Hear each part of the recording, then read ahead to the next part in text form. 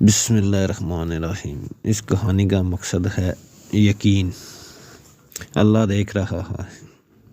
ایک دفعہ کا ذکر ہے، ایک گاؤں میں ایک شخص رہتا تھا۔ اس کا نام عبدالرحمن تھا۔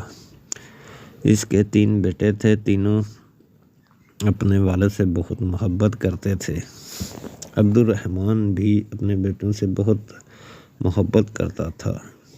ایک مرتبہ عبدالرحمن نے اپنے تینوں بیٹوں کو بلایا اور ان کو ایک ایک سیب دیا اور کہا کہ اس سیب کو ایسی جگہ جا کر کھاؤ جہاں تمہیں کوئی نہ دیکھ رہا ہو۔